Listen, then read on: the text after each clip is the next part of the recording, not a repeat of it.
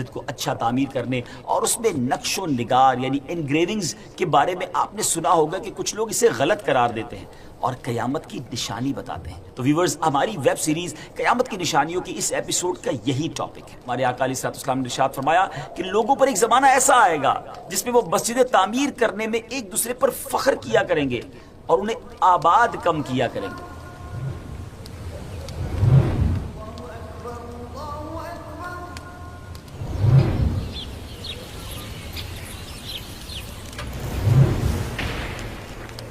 السلام علیکم ورحمۃ اللہ وبرکاتہ۔ قیامت کی نشانیاں ویب سیریز لے کر ایک بار پھر حاضر ہے۔ ایک اور قیامت کی نشانی کے بارے میں بات ہوگی۔ نہایت توجہ کے ساتھ ہمارے ساتھ آج آپ نے شامل رہنا ہے۔ ڈیئر ویورز، مدینہ طیبہ سے تقریباً 3 کلومیٹر دور مغرب کی طرف ایک پرانا گاؤں ہے۔ اب اگر مسجد نبوی سے چلنا شروع کریں تو تقریباً 40 منٹ میں آپ اس مقام تک پہنچ سکتے ہیں۔ یہ وہی مقدس جگہ ہے جہاں ہجرت کے وقت نبی پاک علیہ الصلوۃ والسلام جب مدینہ منورہ میں تشریف لائے تو اسی گاؤں میں پہلے قیام فرمایا۔ اسی جگہ پر نبی پاک کا پہلا پڑاؤ تھا اور اس جگہ کو قباء کہتے ہیں۔ جی ہاں، یہ وہی جگہ ہے جہاں مسجد قباء قائم ہے، جس کا نام اسی گاؤں کے نام پر رکھا گیا تھا۔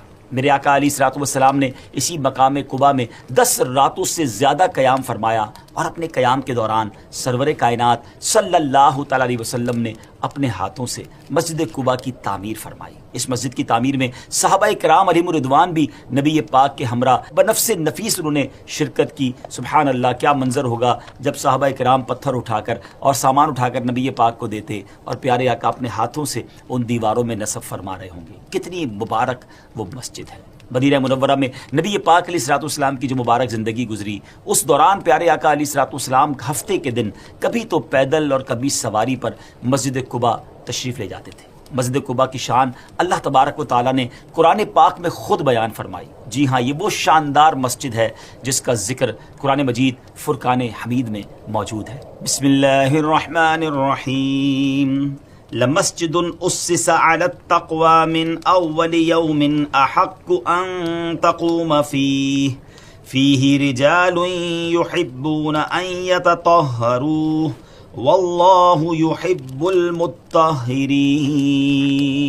اس آیت کا ترجمہ یہ ہے، یعنی بے شک وہ مسجد کے پہلے ہی دن سے جس کی بنیاد پرہیزگاری پر رکھی گئی ہے، وہ اس قابل ہے کہ تم اس پہ کھڑے ہو۔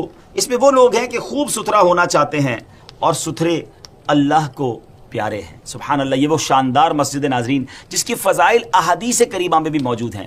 نبی پاک علیہ الصلوۃ والسلام نے ارشاد فرمایا، جو اپنے گھر سے وضو کر کے مسجد قباء میں آئے پھر اس مسجد میں نماز پڑھے، اسے ایک عمرے کا ثواب دیا جائے گا۔ سبحان اللہ، سبحان اللہ۔ اللہ کریم سے ہم دعا کرتے ہیں کہ ہمیں بھی بار بار مدینہ منورہ کی حاضری عطا فرمائے اور مسجد قباء میں ہمیں نوافل پڑھنا نصیب فرمائے۔ ڈیئر ویورز، مسجد قباء کو یہ فضیلت بھی حاصل ہے کہ یہ اسلام میں تعمیر ہونے والی پہلی ایسی مسجد ہے جس میں حسن اخلاق کے پیکر محبوب رب اکبر نے علل اعلان صحابہ کرام علیہم الرضوان کے ساتھ نماز ادا فرمائی۔ مزید یہ کہ یہ وہ پہلی مسجد ہے جو عام مسلمانوں کے لیے تعمیر کی گئی۔ اگرچہ اس سے پہلے بھی اسلام میں کئی مساجد بنائی گئی تھی، لیکن وہ عام مسلمانوں کے لیے وقف نہ تھی، جیسے سیدنا ابو بکر صدیق رضی اللہ تعالیٰ عنہ کی مسجد جو آپ نے مکہ مکرمہ میں اپنے گھر کے صحن میں تیار کی تھی۔ It doesn't need any explanation۔ اس بات پر کوئی وضاحت کی ضرورت نہیں ہے کہ اسلام کی سب سے پہلی یہ مسجد کیسی شان والی ہے جسے نبی پاک علیہ الصلوۃ والسلام نے اپنے صحابہ کرام کے ساتھ مل کر تعمیر فرمایا۔ مگر وقت کے ساتھ ساتھ زمانے کے تقاضوں کے مطابق مساجد کی تعمیر میں فرق آتا گیا اور اب ہر مسجد کی تعمیر کرنے والا اللہ کے گھر کو اچھے سے اچھا تعمیر کرنے اور خوبصورت بنانے کی عموماً کوشش کرتا ہے۔ مسجد کو اچھا تعمیر کرنے اور اس میں نقش و نگار یعنی انگریونگز کے بارے میں آپ نے سنا ہوگا کہ کچھ لوگ اسے غلط قرار دیتے ہیں اور قیامت کی نشانی بتاتے ہیں اور اس بارے میں کچھ احادیث بھی سناتے ہیں۔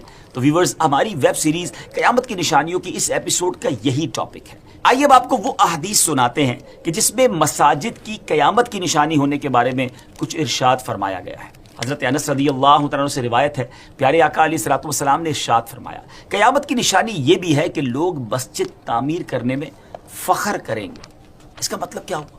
اس کا مطلب یہ کہ اللہ تعالیٰ کی رضا حاصل کرنے کے لیے اخلاص کے ساتھ نہیں بلکہ شہرت، ریاکاری، بڑائی، سپیریورٹی کی نیت سے مسجدیں تعمیر کریں گے. یعنی جب قیامت قریب آئے گی تو مسلمان ایک دوسرے سے بڑھ چڑھ کر بڑی بڑی شاندار مسجدیں بنائیں گے اور پھر ان مساجد پر ایک دوسرے کے مقابلے میں فخر ظاہر کریں گے اور کہیں گے کہ میری مسجد تمہاری مسجد سے زیادہ اونچی ہے، زیادہ شاندار ہے. میرے باپ دادا کی بنائی ہوئی مسجد تمہارے باپ دادا کی بنائی ہوئی مسجد سے زیادہ اچھی اور خوبصورت ہے.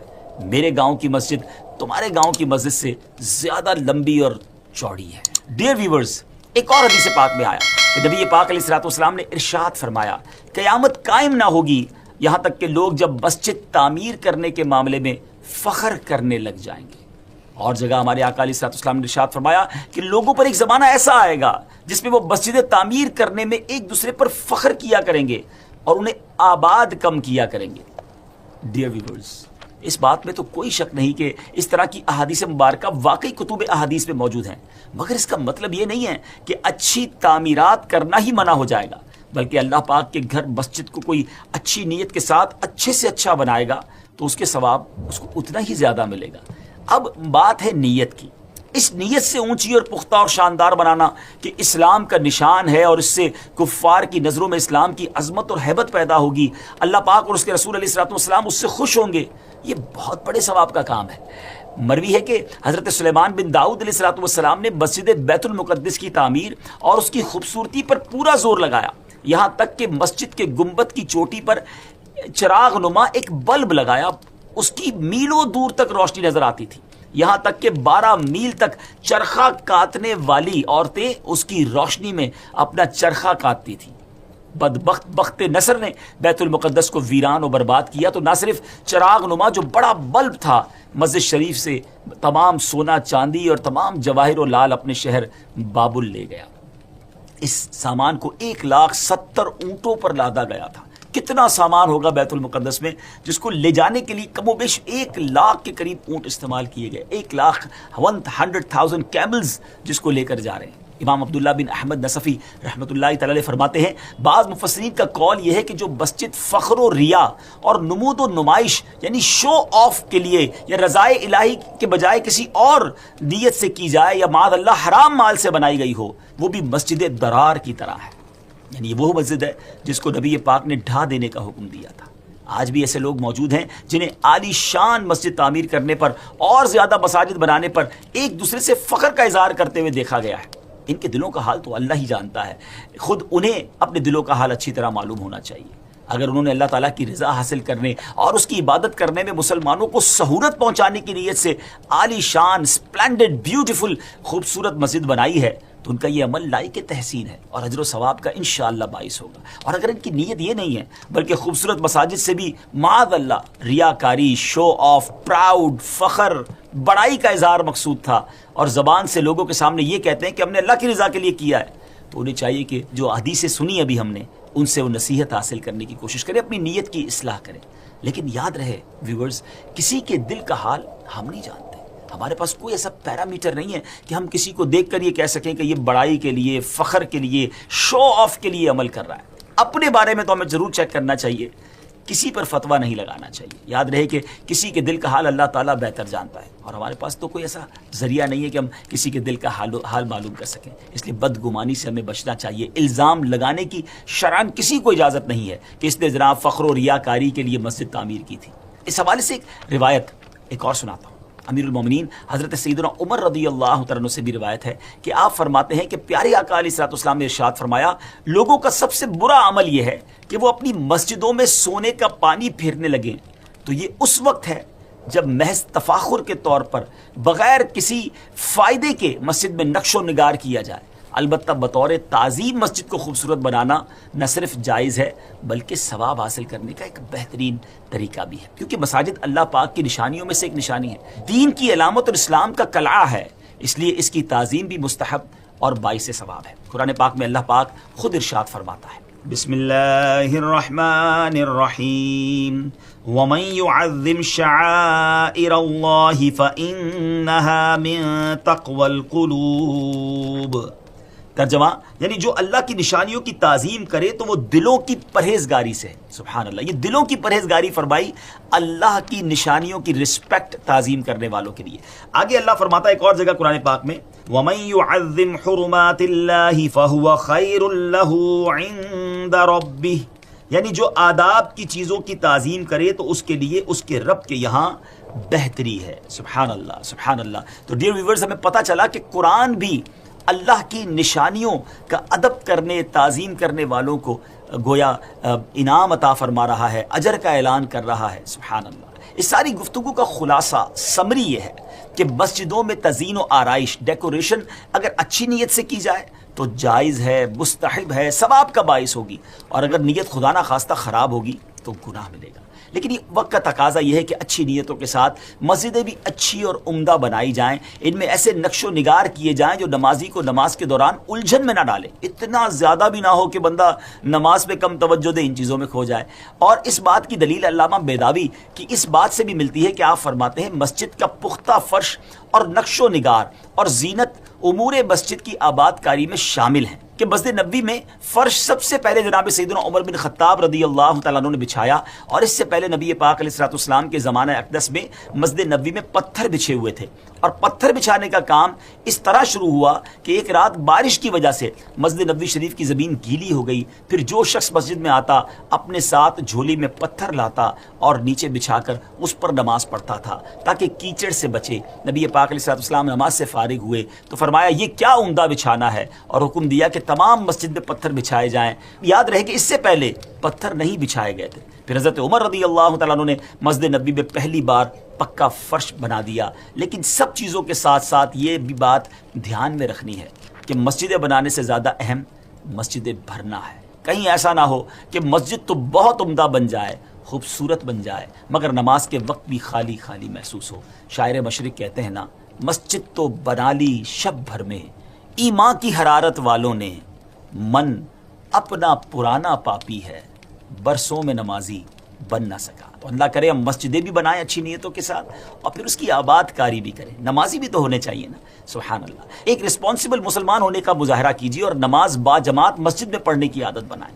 پیارے آقا علیہ الصلوۃ والسلام نے فرمایا مرد کا جماعت کے ساتھ نماز ادا کرنا اس کے اپنے گھر اور بازار میں نماز ادا کرنے سے 25 درجے افضل ہے. اور اس کی وجہ یہ ہے کہ جب وہ اچھے طریقے سے وضو کرتا ہے پھر مسجد کی طرف نکلتا ہے اور اس کی نیت صرف نماز کی ہوتی ہے تو اس کے ہر قدم پر اللہ تعالیٰ اس کا ایک ایک درجہ بلند فرماتا ہے اور اس کی ایک خطا کو معاف فرما دیتا ہے. جب وہ نماز پڑھ لیتا ہے تو جب تک اپنی جگہ پر بیٹھا رہتا ہے فرشتے اس کے لیے دعائے مغفرت کرتے رہتے ہیں اور کہتے ہیں اے اللہ عز و جل اس کی مغفرت فرما, اے اللہ عز و جل اس پر رحم فرما. اور جب تک ہم میں سے کوئی نماز کے انتظار میں ہوتا ہے نماز ہی میں ہوتا ہے. ایک اور روایت میں ہے کہ جب تک وہ کسی کو ایذا نہ پہنچائے یا کوئی بات نہ کرے تو فرشتے عرض کرتے رہتے ہیں اے اللہ عز و جل تو اس کی مغفرت فرما, اے اللہ عز و جل اس کی توبہ قبول فرما.